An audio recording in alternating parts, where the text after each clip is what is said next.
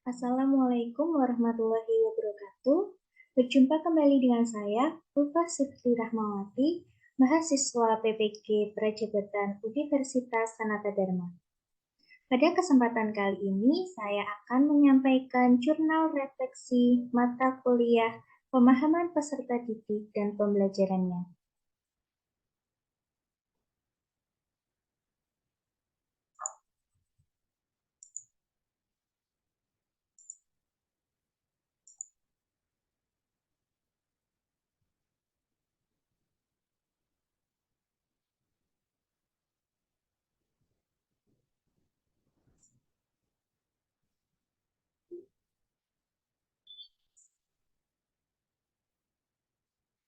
Berikut ini merupakan jurnal refleksi mata kuliah pemahaman tentang peserta didik dan pembelajarannya yang telah saya lakukan pada semester pertama.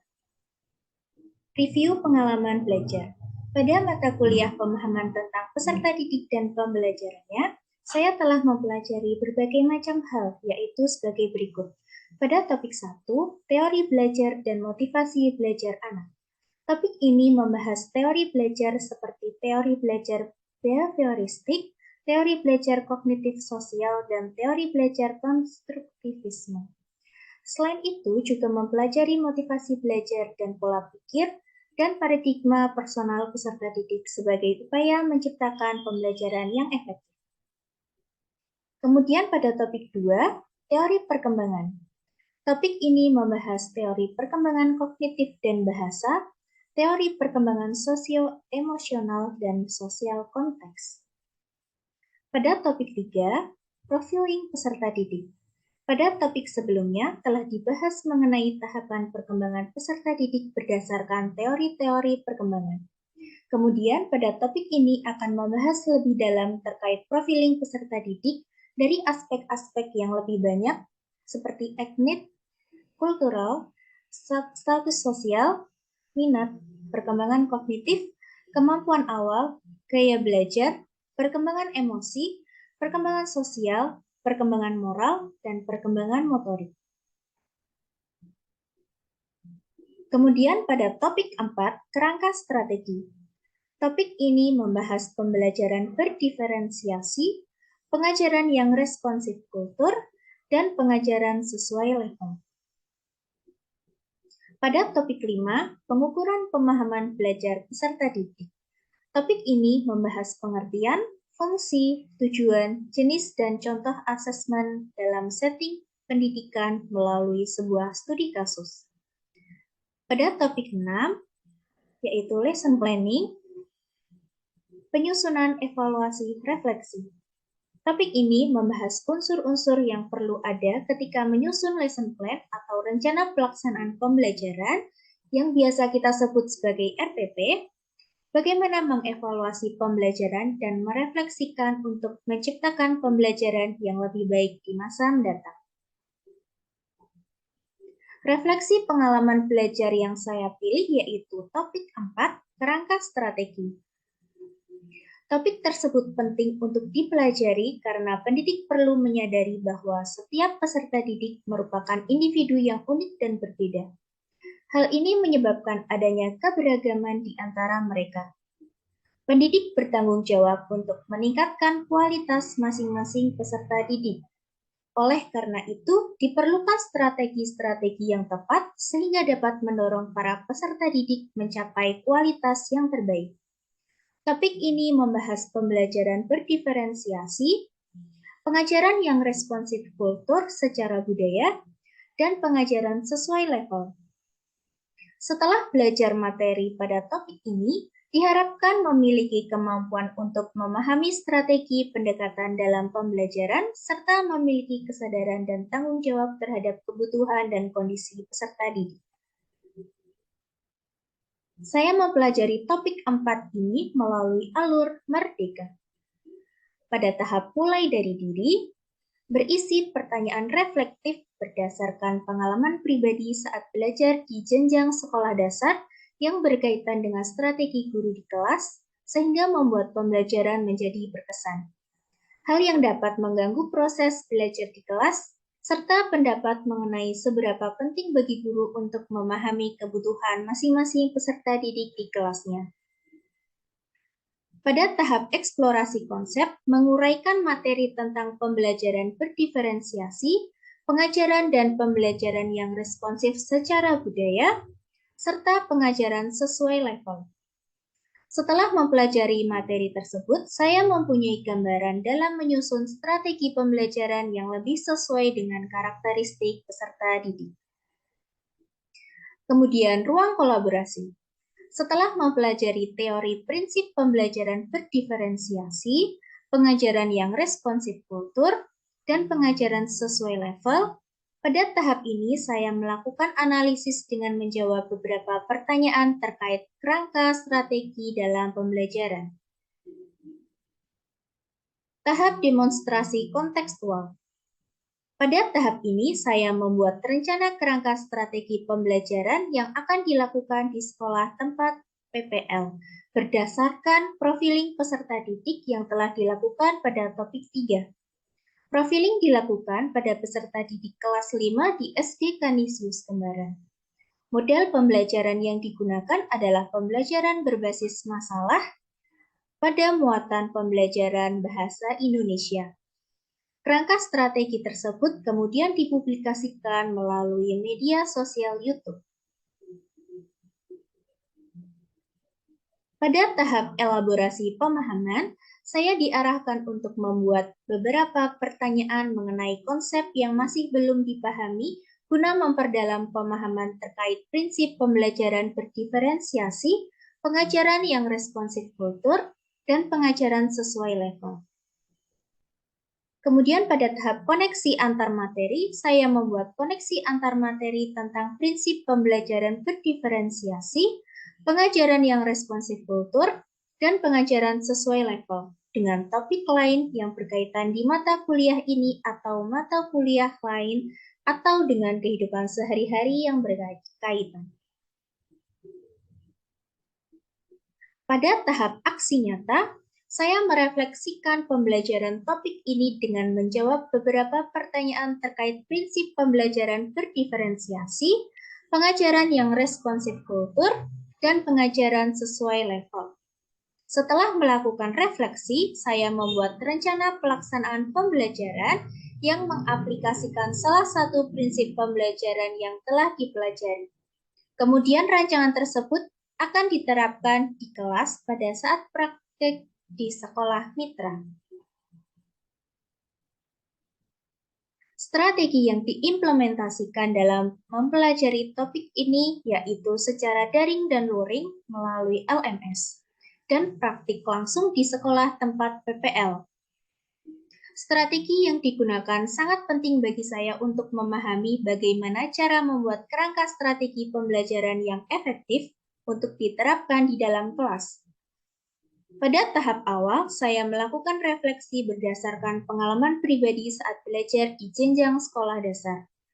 Kemudian saya mempelajari konsep prinsip pembelajaran berdiferensiasi, pengajaran dan pembelajaran yang responsif secara budaya, serta pengajaran sesuai level.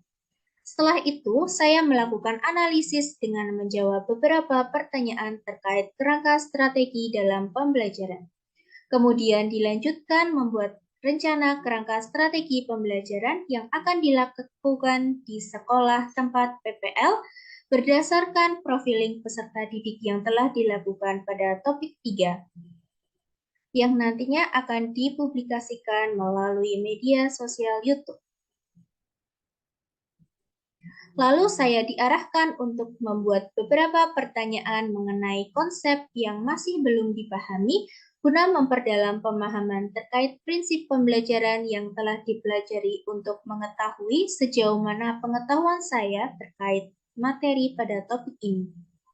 Setelah itu, saya membuat koneksi antar materi tentang prinsip-prinsip pembelajaran dengan topik lain yang berkaitan di mata kuliah ini atau mata kuliah lain atau dengan kehidupan sehari-hari yang berkaitan.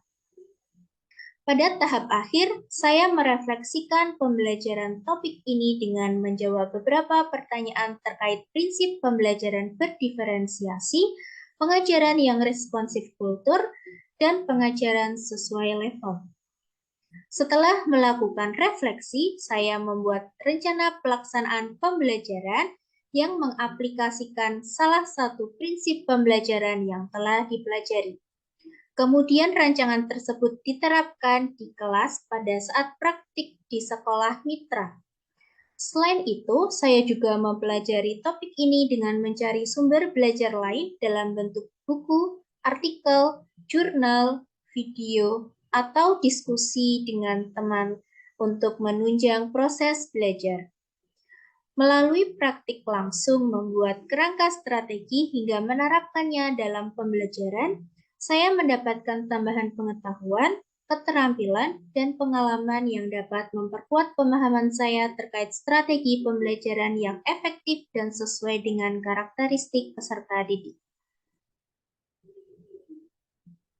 Selanjutnya, artefak pembelajaran pada topik 4 yang mendukung hasil refleksi pengalaman belajar saya, yaitu berupa ruang kolaborasi, demonstrasi kontekstual, koneksi antar materi, dan aksi nyata. Yang pertama, artefak pada tahap ruang kolaborasi berupa jawaban terkait teori kerangka strategi pembelajaran yang berdasarkan pada prinsip pembelajaran berdiferensiasi, pengajaran yang responsif kultur, dan pengajaran sesuai level. Berikut ini saya sertakan link artefak pembelajaran pada ruang kolaborasi.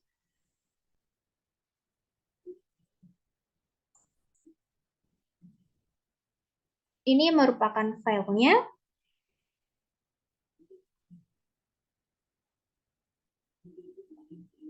Di sini terdapat beberapa pertanyaan dan harus dijawab untuk melakukan analisis.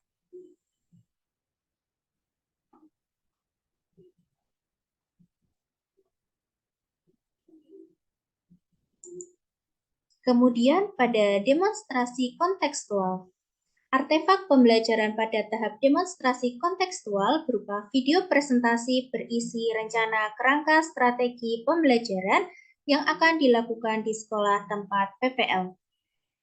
Berdasarkan profiling peserta didik yang telah dilakukan pada topik 3, profiling dilakukan pada peserta didik kelas 5 di SD Kanisius Kembaran. Model pembelajaran yang digunakan adalah pembelajaran berbasis masalah atau problem-based learning pada muatan pelajaran bahasa Indonesia. Kerangka strategi tersebut kemudian dipublikasikan melalui media sosial YouTube. Berikut ini saya sertakan link file presentasi dan link presentasi yang telah dipublikasikan pada media sosial YouTube.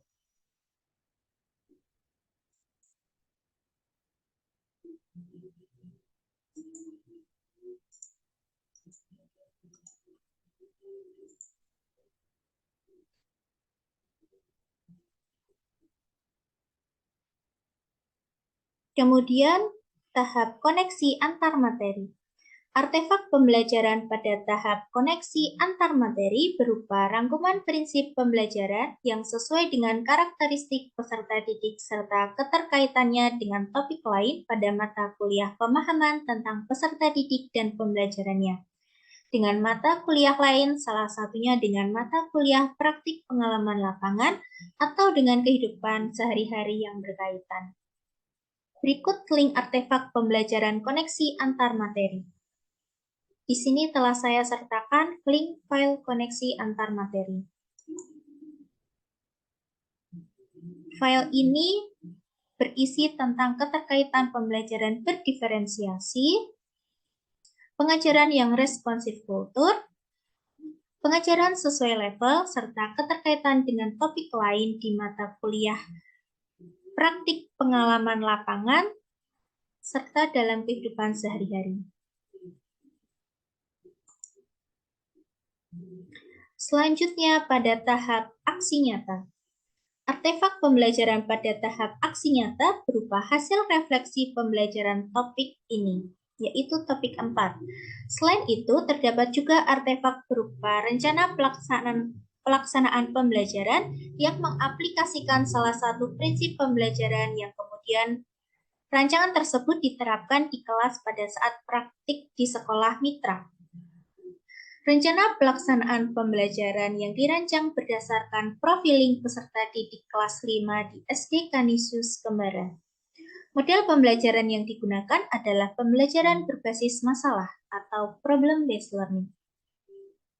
Berikut ini saya sertakan link hasil refleksi pada tahap aksi nyata, link RPP awal sebelum direvisi, kemudian link RPP berdiferensiasi. Ini merupakan refleksi pada tahap aksi nyata. Tahap ini membahas mengenai pemahaman baru yang telah saya dapatkan setelah mempelajari topik ini.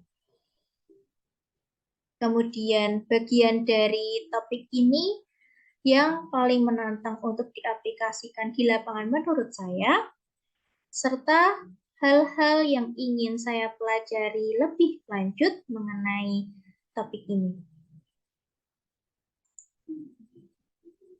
Kemudian terdapat juga RPP yang belum direvisi. Di sini sudah terdapat linknya, kemudian juga RPP berdiferensiasi yang telah saya susun untuk kelas 5 di SD Kanisius Kembaran. RPP ini fokus pada muatan pelajaran bahasa Indonesia dengan materi pembelajarannya yaitu pantun dalam sebuah prosesi adat. Selanjutnya, topik 4 ini berkaitan dengan topik 6, yaitu tentang lesson planning yang berisi penyusunan, evaluasi, dan refleksi, khususnya pada tahap demonstrasi kontekstual, di mana pada tahap tersebut membahas secara keseluruhan terkait penyusunan rencana pelaksanaan pembelajaran yang telah diintegrasikan dengan muatan pelajaran lain. Di sini saya membuat RPP tematik. Kemudian evaluasinya, refleksi, serta tindak lanjut dari rancangan yang telah dibuat pada topik 4. Artefak pembelajaran pada tahap ini berupa video presentasi berisi tentang penyusunan, evaluasi, dan refleksi pembelajaran yang dipublikasikan melalui media sosial YouTube. Berikut ini saya sertakan link artefak pembelajaran topik 6 yang berkaitan dengan topik 4. Ini merupakan RPP tematik integratif yang merupakan modifikasi dari RPP sebelumnya. Muatan pelajaran bahasa Indonesia telah diintegrasikan dengan muatan pelajaran IPS dan PPKN. Kemudian teman-teman juga bisa melihat file presentasinya di link berikut. Pembelajaran bermakna. Makna yang diperoleh dari aktivitas refleksi diri terhadap pengalaman belajar mata kuliah, pemahaman tentang peserta didik dan pembelajarannya, topik 4, kerangka strategi yang membahas pembelajaran berdiferensiasi, pengajaran yang responsif kultur, dan pengajaran sesuai level, yaitu memberikan tambahan pengetahuan, keterampilan, dan pengalaman yang dapat memperkuat pemahaman saya terkait strategi pembelajaran yang efektif dan sesuai dengan karakteristik peserta didik. Guru perlu menyadari bahwa setiap peserta didik merupakan individu yang unik dan berbeda. Hal ini menyebabkan adanya keberagaman di antara mereka. Adanya keberagaman peserta didik dapat mempengaruhi proses pembelajaran di dalam kelas. Proses pembelajaran sebaiknya disesuaikan dengan kebutuhan peserta didik. Oleh karena itu, guru harus melakukan pemetaan peserta didik berdasarkan asesmen diagnostik sebelum membuat rancangan pembelajaran. Rancangan yang dibuat harus dapat mengakomodasi semua keberagaman karakteristik peserta didik agar pembelajaran dapat diterima dengan baik sehingga berdampak positif bagi peserta didik. Guru bertanggung jawab untuk meningkatkan kualitas masing-masing peserta didik. Oleh karena itu, diperlukan strategi-strategi yang tepat sehingga dapat mendorong peserta didik mencapai kualitas yang terbaik berdasarkan versi masing-masing individu. Dengan demikian, strategi pembelajaran yang diterapkan dapat dikatakan berhasil. Pada file ini telah saya lampirkan link artefak jurnal refleksi mata kuliah pemahaman tentang peserta didik dan pembelajarannya. Di sini terdapat link pada ruang kolaborasi, demonstrasi kontekstual, koneksi antar materi, aksi nyata, serta keterkaitan topik 4 dengan topik 6, khususnya pada tahap demonstrasi kontekstual.